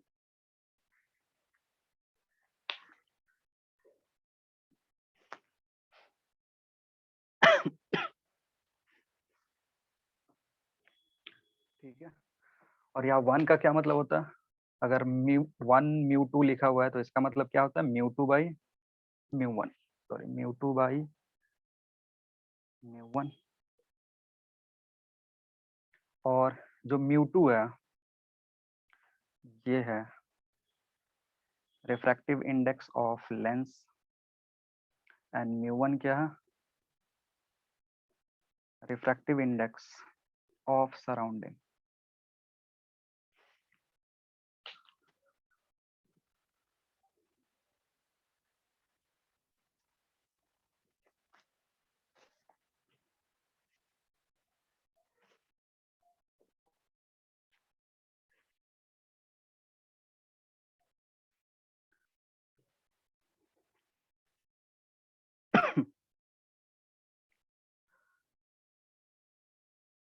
Again ये जो formula है इसका derivation कहाँ से है वो नहीं बता रहे हैं, क्योंकि डेरिवेशन इसका सिंपल सा है, ज्यादा कुछ नहीं होता है। बस रिफ्रैक्शन 2 बार करवाना तो, क्योंकि 2 सरफेस है, और उन दोनों रिफ्रैक्शन के लिए हम क्या करते हैं, जो पहले फॉर्मूला पढ़े हैं वो फॉर्मूला को कंबाइन कर देते हैं, ये फॉर्मूला आ जाता है। तो डेरिवेशन ऐसा है नहीं कि डेरिवेशन तुमसे एग्जाम में पूछेगा, फॉर्मूला का यूज पूछेगा, ठीक है। तो इस फॉर्मूला को हम लेंस मेकर फॉर्मूला बोलते हैं। इसका काम क्या होता है, जो पहले हमने फोकल लेंथ डिफाइन करा था ना, वो इमेज के पोजीशन को देख करके करा था, कि जहाँ पे इमेज बन रहा है पैरेलल रेज का, जो इन्फिनिटी से आ रही है, उस पॉइंट को हम फोकस बोलते हैं, और ऑप्टिकल सेंटर और उस पॉइंट के बीच का जो डिस्टेंस होता है वो फोकल लेंथ होता है। लेकिन ये लेंस मेकर फॉर्मूला क्या करता है, एक्चुअली यहाँ से हम लेंस बनाते हैं इस फॉर्मूला को यूज करके, कि जो पहला सरफेस है उसका रेडियस कितना होना चाहिए, दूसरा जो सरफेस है उसका रेडियस कितना होना चाहिए, और जो रिफ्रैक्टिव इंडेक्स है वो कितना पुट करेंगे ताकि हमें रिक्वायर्ड फोकल लेंथ मिलेगा, ठीक है। ये एक्चुअली इसको यहाँ से लेंस बनाने का काम होता है, इसलिए इसको लेंस मेकर फॉर्मूला भी बोलते हैं, ठीक है ना, क्योंकि अलग अलग पावर के लिए हमें अलग अलग फोकल लेंथ चाहिए। तो फोकल लेंथ चेंज कैसे करोगे, इस रेडियस ऑफ कर्वेचर से, ठीक है। तो ये फॉर्मूला याद रखना है, ये फॉर्मूला बहुत ही इंपॉर्टेंट है, इसको नहीं भूलना। और इसमें ये वाली चीज भी याद रखना है कि 1 म्यू 2 का क्या मतलब है, ये जो यहाँ टर्म पुट करते हैं ये हमेशा relative refractive index of prism होती, सॉरी प्रिज्म बोल रहा हूँ, लेंस होता है, relative refractive index of lens. तो इसलिए इसको 1 म्यू 2 से लिखा हुआ है, जहाँ पे 1 क्या सराउंडिंग का जो रिफ्रैक्टिव इंडेक्स होगा वो, क्योंकि कभी कभी ये हमेशा एयर नहीं देता है, कभी कभी सवाल में तुमसे पूछ देगा कि अगर इसको वाटर में रख दिए, केरोसिन में रख दिए, तब तुम्हारा जो भी फोकल लेंथ होगा वो कितना होगा, सवाल करेंगे उसमें देखेंगे।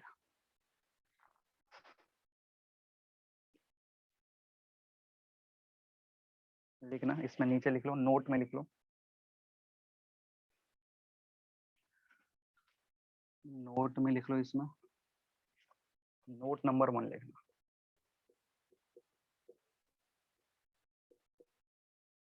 देखो, this formula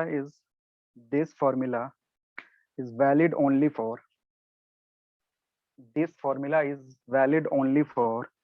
thin lenses.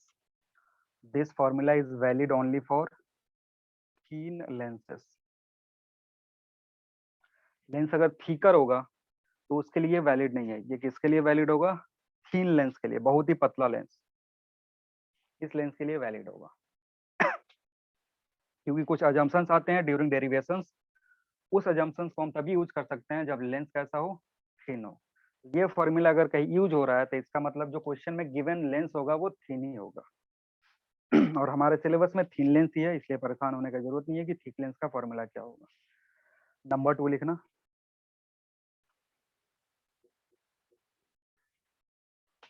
Number 2 में लिखो R1 and R2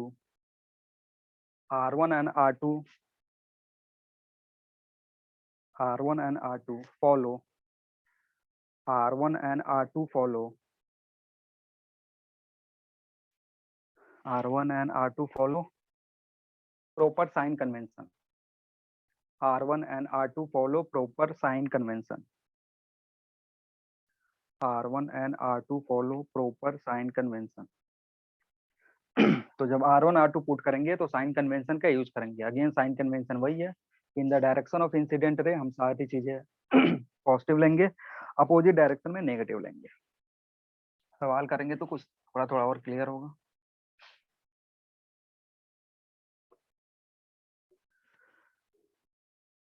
next heading is lens formula. Next heading लिखना, नेक्स्ट हेडिंग है लेंस फॉर्मूला। लेंस फॉर्मूला का काम क्या होता है, 1 minute.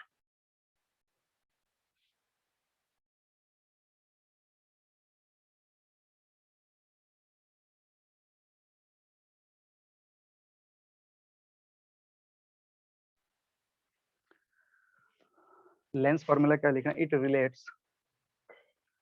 Relates position of object, position of image and focal length of lens, it is given as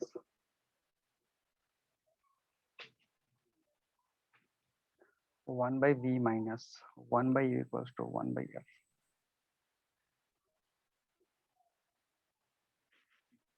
mirror formula से हल्का सा अलग है ये, वहां पे प्लस होता था, इधर माइनस होता था, थोड़ा सा डिफरेंस है, ज्यादा कुछ है नहीं।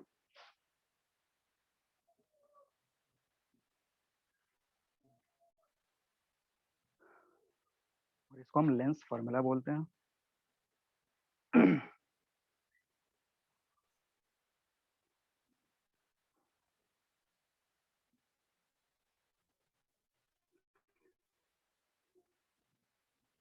और ये भी फॉर्मूला जब यूज होगा तो थिन लेंस के लिए ही यूज होगा, ठीक लेंस के लिए यूज नहीं होता, क्योंकि अगेन ये जो फॉर्मूला है ना, ये कहाँ से आता है, जब हम लेंस मेकर फॉर्मूला डिराइव कर रहे होते हैं, उधर से ये एक टर्म आता है, और ये टर्म किसको किसको रिलेट कर रहा है, यू भी और एफ को, इसको लेंस फॉर्मूला बोलते हैं।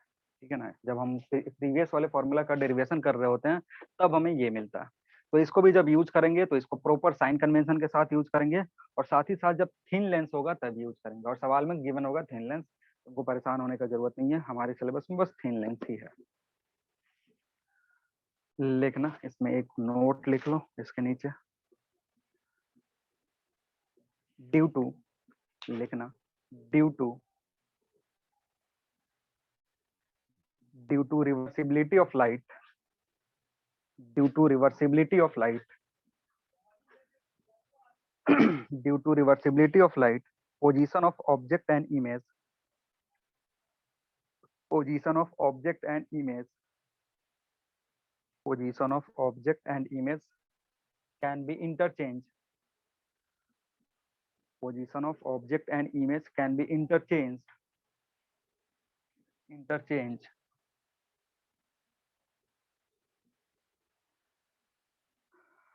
and these positions are called conjugate positions, and these positions are called conjugate positions. Conjugate positions के बारे में हमने मिरर में पढ़ा था थोड़ा सा, वही सेम टू सेम चीज यहाँ पे होगा, इधर भी कंजुगेट पोजीशंस हम बना सकते हैं।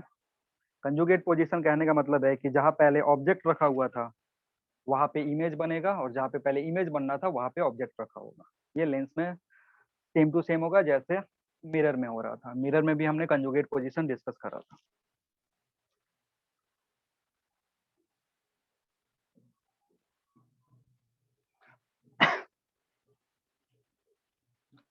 Next heading is magnification. आवाज आ रही है clear? Yes, sir. Yes, sir. ठीक है, अगेन यहाँ जो मैग्निफिकेशन होगा, अब लेंस के मैग्निफिकेशन की बात कर रहे हैं। पहले जो हम बात कर रहे थे वो सरफेस का मैग्निफिकेशन था, अभी किसका बात करेंगे, अभी लेंस से जो मैग्निफिकेशन होता है उसकी बात करेंगे। तो लेंस का भी जो मैग्निफिकेशन होगा वो दो मैग्निफिकेशन होगा, एक ट्रांसवर्स और इसी को लैटरल भी बोलते हैं।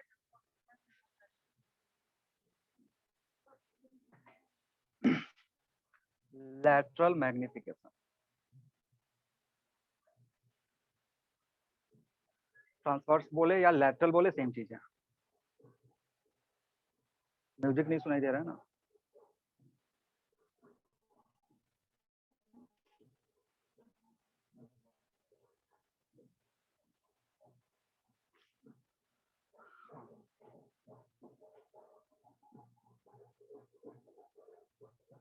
बोलो क्या होता है? Empty will be what?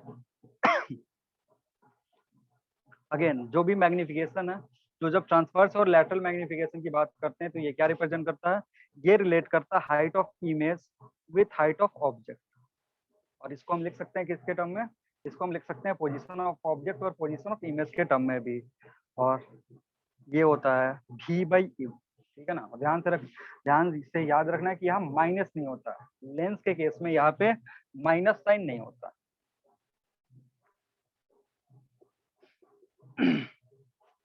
ज्यादा बच्चे इधर ही कंफ्यूज होते हैं कि सर यहाँ माइनस होगा कि नहीं होगा। तो लेंस के केस में जब मैग्निफिकेशन कैलकुलेट करते हैं तो माइनस साइन नहीं होता।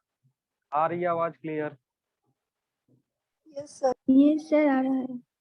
म्यूजिक आ रहा है क्या? नहीं सर। सर ठीक है, और इधर एक और टर्म देख रहा हूँ कि इधर रिफ्रैक्टिव इंडेक्स भी नहीं आया। इधर कोई रिफ्रैक्टिव इंडेक्स नहीं आया। जो हमने स्फेरिकल जो सरफेस था उसके केस में रिफ्रैक्टिव इंडेक्स देखा था μ2 μ1, वो सारी चीज यहाँ पे नहीं दिखती। दूसरे टाइप का जो बी, जिसको हम लॉन्गिट्यूडनल बोलते हैं, लॉन्गिट्यूडनल मैग्निफिकेशन। लॉन्गिट्यूडनल मैग्निफिकेशन क्या देगा? Longitudinal magnification ml will give length of image divided by length of object. और इसको रिप्रेजेंट कैसे करते हैं? इसको जब v और u के फॉर्म में लिखोगे तो it will be v by u whole square. और अगेन जो भी फॉर्मूला आ रहा है मैग्निफिकेशन का हो या लेंस मेकर फॉर्मूला हो या फिर लेंस फॉर्मूला हो, सबको जब वैल्यू पुट करेंगे तो हम हमेशा साइन कन्वेंशन का ध्यान रखेंगे। विथ साइन कन्वेंशन पुट करते हैं, ये चीज नहीं बोलना। साइन कन्वेंशन हमेशा याद रहना चाहिए। साइन कन्वेंशन को भूलना नहीं है।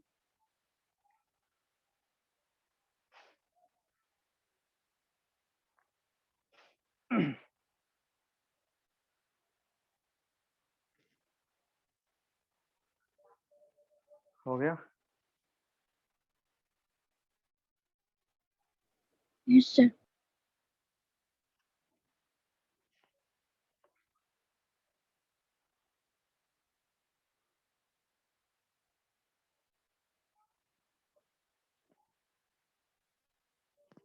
नोट में एक चीज लिख लो, और सिंबल ऑफ लेंस। कभी कभी लेंस ड्रॉ नहीं करता, सिंबल ड्रॉ करता है। ठीक है, तो सिंबल का मतलब समझते हैं। सिंबल दो तरीके का होता है, एक ऐसा लाइन होगा और लाइन पे एक ऐसा एरो दिया रहेगा, या फिर लाइन होगा और लाइन पे ऐसा एरो दिया रहेगा। ठीक है, ये जो दोनों सिंबल है ये लेंस के लिए यूज होते हैं। ऐसा, ये क्या, ये भी जो सिंबल है ये लेंस का है, ये भी जो सिंबल है ये लेंस का है। ये कौन सा लेंस है? ऐसा अगर सिंबल दिया है इसका मतलब है कन्वर्जिंग लेंस। ठीक, और ये जो सिंबल दिया है ये किसका है? डाइवर्जिंग का। तो सिंबल भी ध्यान रखेंगे। अगर सिंबल दे दिया तो फिर तुम सोचने लगोगे फोकस पॉजिटिव रखें, फोकल लेंथ पॉजिटिव रखें या फोकल लेंथ नेगेटिव रखे। तो ध्यान कैसे देना है कि अगर ऐसा सिंबल दिया हुआ है तो ये कन्वर्जिंग है, और कन्वर्जिंग के लिए फोकल लेंथ क्या होता है? पॉजिटिव होता है।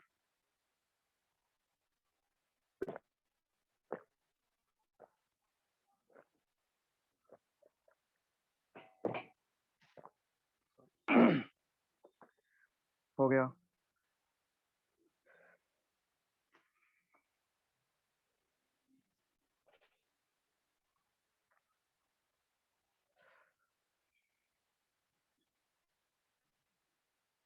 चलो next will discuss power of lens.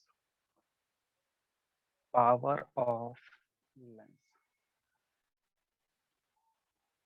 इसको P से रिप्रेजेंट करते हैं, और P जो होता है वो अगेन 1/2 डिवाइडेड बाई F होता है।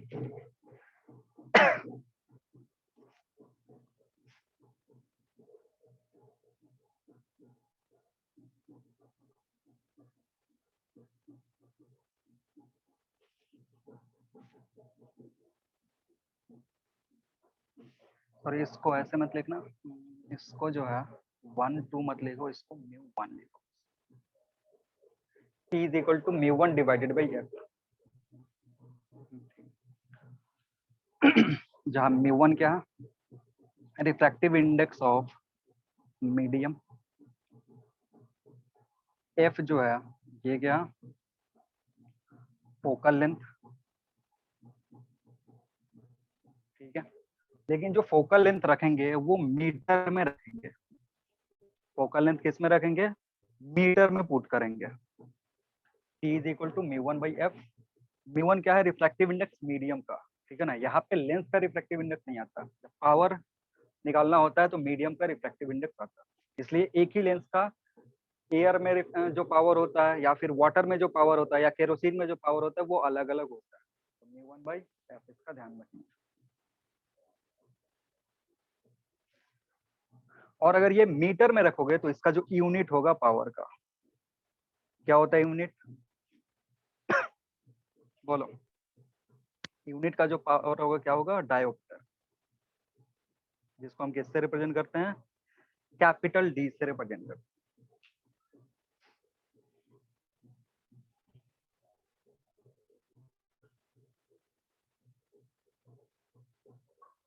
और अगेन यहाँ पे क्या, पावर कैन बी नेगेटिव और पावर कैन बी पॉजिटिव, क्योंकि ये जो फोकल लेंथ है इसको हम अगेन विथ साइन पुट करेंगे। तो विथ साइन पुट करोगे तो फोकल लेंथ पॉजिटिव भी होता है, फोकल लेंथ नेगेटिव भी हो जाए। तो अगर यहाँ पॉजिटिव पुट करोगे तो पावर पॉजिटिव आएगा, नेगेटिव फोकल लेंथ पुट करोगे तो नेगेटिव आएगा। तो जो पावर होगा दैट कैन बी नेगेटिव और पॉजिटिव बोथ। पॉजिटिव कब होगा, नोट में इसको लिख सकते हो, power is positive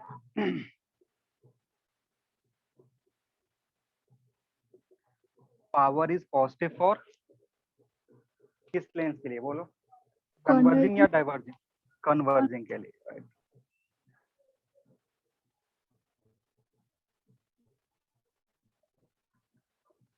power is positive for converging lens. तो अगर पावर पॉजिटिव है कन्वर्जिंग के लिए तो डाइवर्जिंग के लिए नेगेटिव होगा। और अगेन मैं इसको कन्वेक्स और कनकेव करके नहीं लिखा रहा, क्योंकि नॉर्मल सिचुएशन में ये होगा, और अगर मीडियम चेंज होगा तो मे बी उल्टा हो सकता है। इसलिए हमेशा जब याद रखेंगे तो कन्वर्जिंग और डाइवर्जिंग लेंस करके याद रखेंगे, कॉनकेव और कन्वेक्स लेंस करके याद नहीं रखेंगे।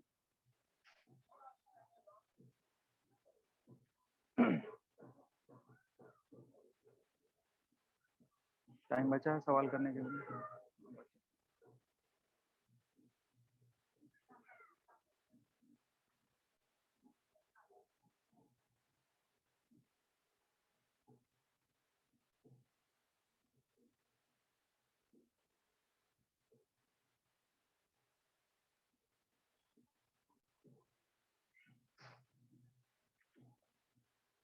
चलो एक लिखो सवाल,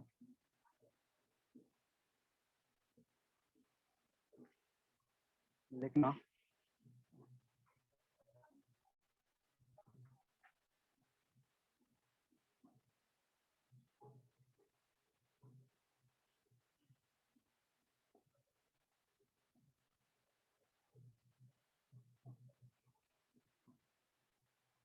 देखो, a lens, a spherical lens, a spherical lens, a spherical lens made of glass, a spherical lens made of glass,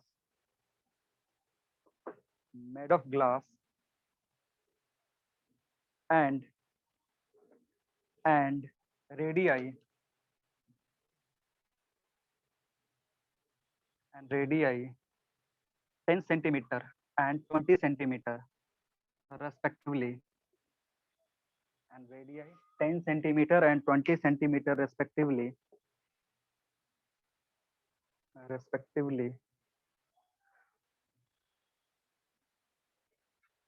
find its focal length, find its focal length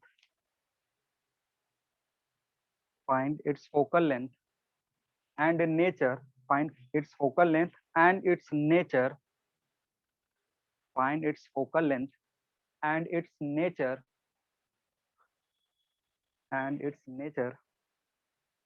when it is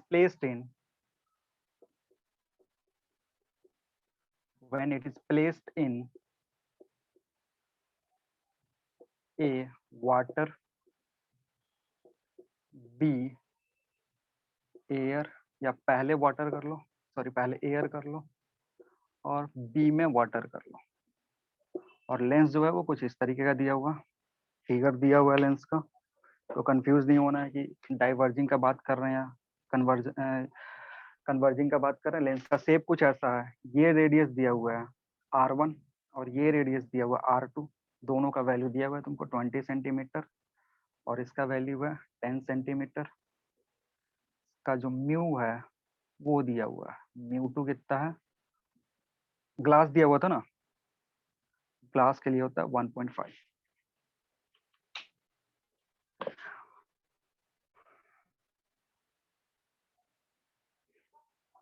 तुमको focal length बचाना है, साथ ही साथ nature भी बताना है।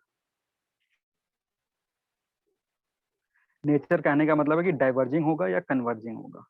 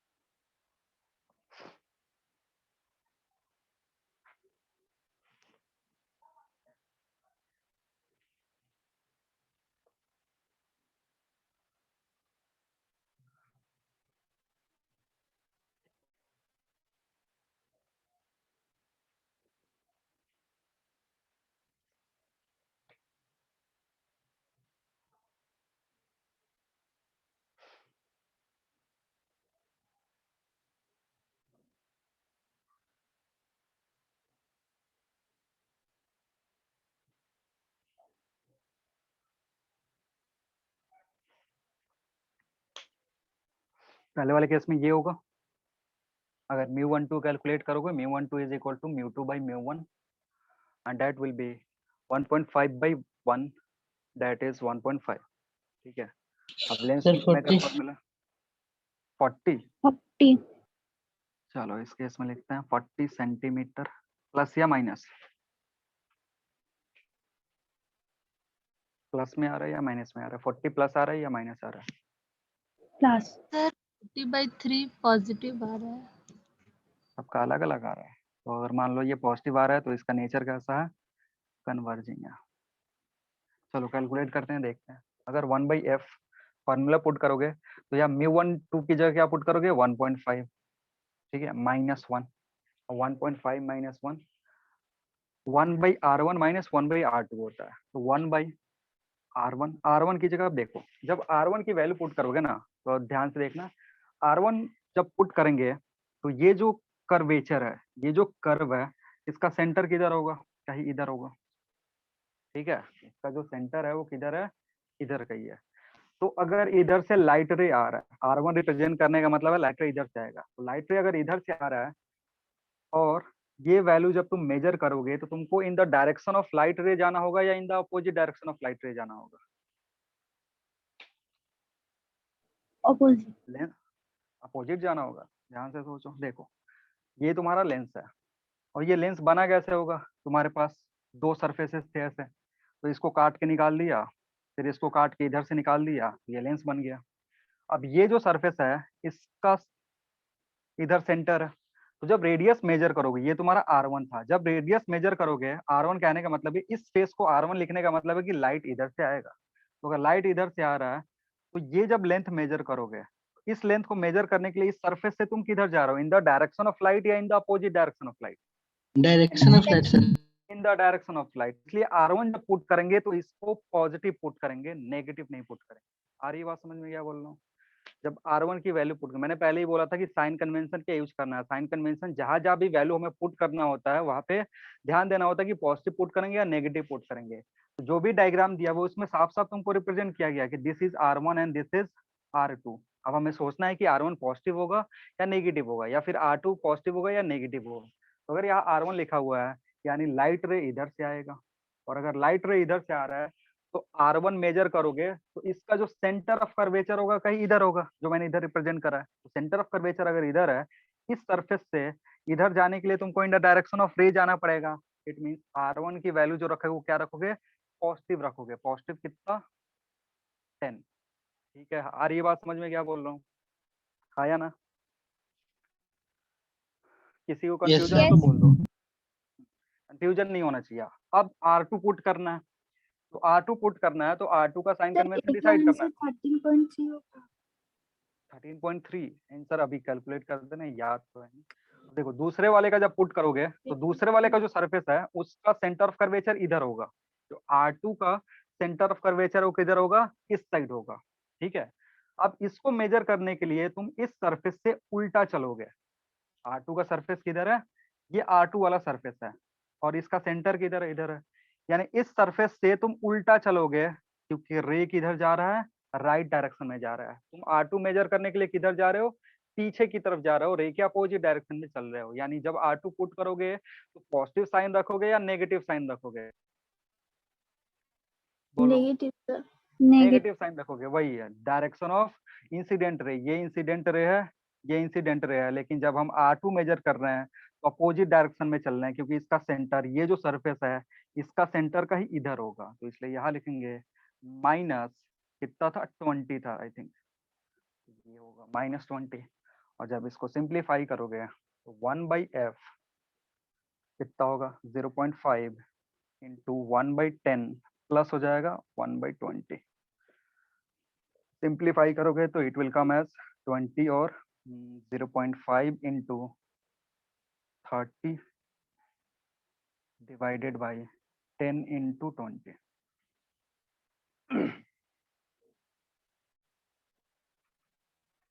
और f उल्टा करोगे तो क्या होगा, 200 डिवाइडेड बाई 15, या फिर इसको 5 से सिंप्लीफाई करोगे तो 40/3 या फिर 13.33 सेंटीमीटर। ये तुम्हारा आंसर है। 40 जिसका भी आया था, अब उसको पता चल गया होगा कि उसने प्रॉपर साइन कन्वेंशन यूज नहीं किया। ठीक है, फॉर्मूला सिंपल है, फॉर्मूला में कुछ ज्यादा याद रखने वाला है नहीं, लेकिन प्रॉब्लम क्या होता है, साइन कन्वेंशन याद रखने में। ठीक है, अगर साइन कन्वेंशन ठीक से याद नहीं रखोगे फिर गड़बड़ हो जाएगा। क्लियर है?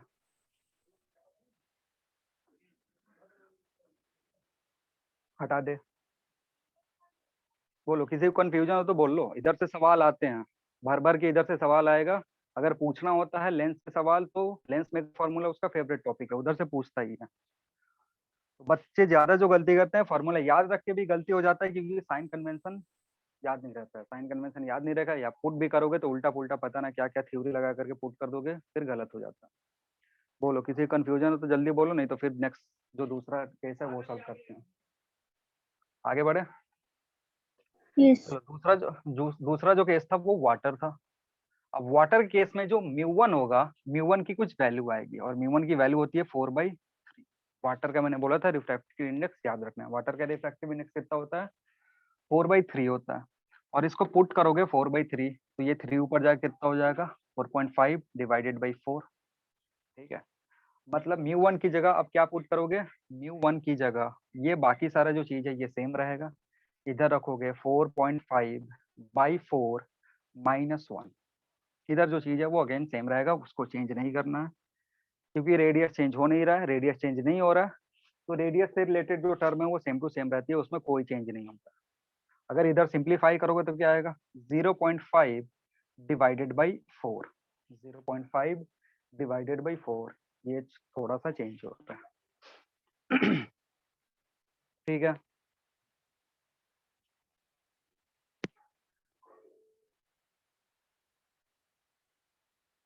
नहीं आ रहा समझ में,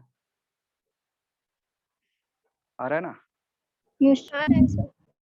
चलो इसी को सिंप्लीफाई करना है, इसको सिंप्लीफाई करोगे तो f विल बी, अब देखो यहाँ पे एक और चीज गलती होता है ना, ये 1/f निकाल करके इधर कुछ कैलकुलेट करते हैं और वही वैल्यू रख देते हैं, वो कभी कभी ऑप्शन में अवेलेबल होता है, तो ध्यान रखना ये 1/f है, f नहीं है। पता है ना कि हर बार 15.33 53 53 163.33। 53.33 ओके। तो क्या बता रहा था कि देखो होता क्या है ना कि हड़बड़ी में बच्चे कैलकुलेट करते हैं इसको और यहाँ से जो डेटा आता है ना उसी को रख देते हैं, क्योंकि वो कभी कभी ऑप्शन में दे देता है, क्योंकि उसको पता है कि बच्चे हड़बड़ी में ये यहाँ से कैलकुलेट करेंगे, उसको रिवर्स नहीं करेंगे, चुपचाप रख देंगे। ये ध्यान रखना, ये 1/f है।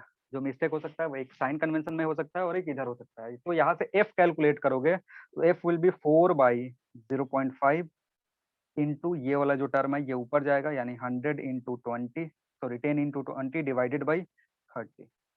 और इसको जिसने भी सिंप्लीफाई करा है, वो जो पिछला वाला आंसर था उसमें बस 3 से मल्टीप्लाई करना था, यानी 13.33 में है, 4 से मल्टीप्लाई करोगे, सॉरी 4 से मल्टीप्लाई करना था। ये जिसने भी बताया शायद करेक्ट है। तो कितना होगा 53.33। पॉजिटिव आ रहा है, मतलब अभी भी ये कैसा बिहेव कर रहा है अभी भी कन्वर्जिंग ही बिहेव कर रहा है। अगर नेगेटिव आ जाता तो कैसा बिहेव करता, अगर नेगेटिव आ जाता फिर बिहेव करता डाइवर्जिंग। ठीक है, तो उसका ध्यान रखेंगे, नहीं तो फिर गलत हो जाएगा। चलो तो फिर आज के क्लास में इतना ही, कोई डाउट हो तो पूछ लो।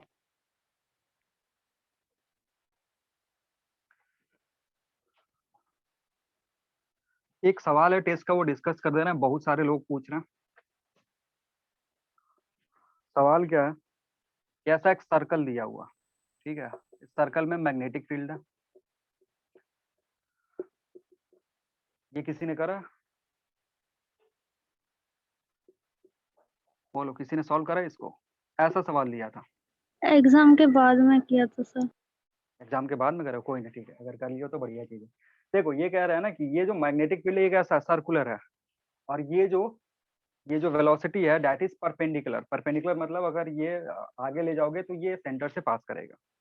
अब यहाँ पे क्या हो रहा है ना कि तुम जानते हो कि जब भी किसी पार्टिकल को हम कहाँ फेंकते हैं, मैग्नेटिक फील्ड में फेंकते हैं, तो वो सर्कुलर मोशन करता, सर्कुलर मोशन करेगा, तो इसका जो पाथ होगा वो कुछ इस तरीके का होगा कि इसके अंदर सर्कुलर जाएगा, लेकिन जैसे ही मीडियम ये खत्म हो गया, ये मैग्नेटिक फील्ड खत्म हो गया, इधर की तरफ जाएगा, ये वेलोसिटी से ही बाहर निकलेगा, क्योंकि वेलोसिटी कांस्टेंट रहता है, बस डायरेक्शन चेंज होता है।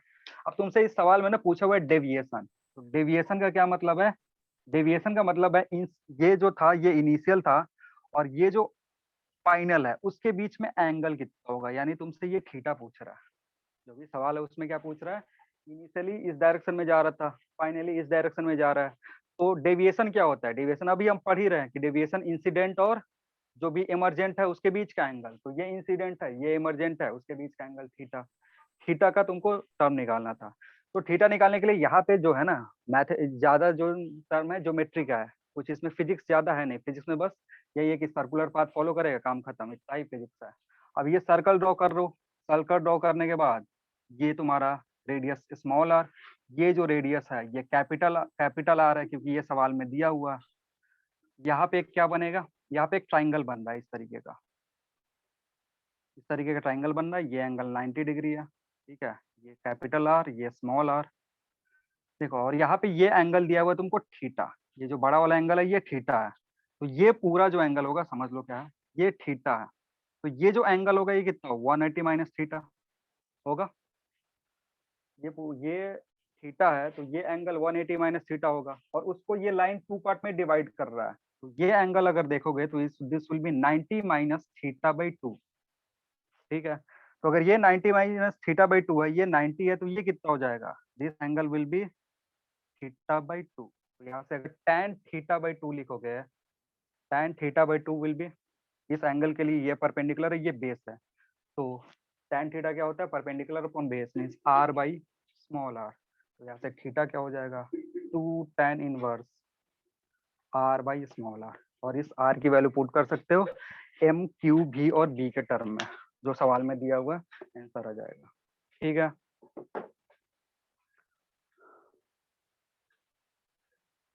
चलो फिर आज की क्लास में इतना ही रखते हैं, बाकी करेंगे अगले क्लास में। Thank you everyone.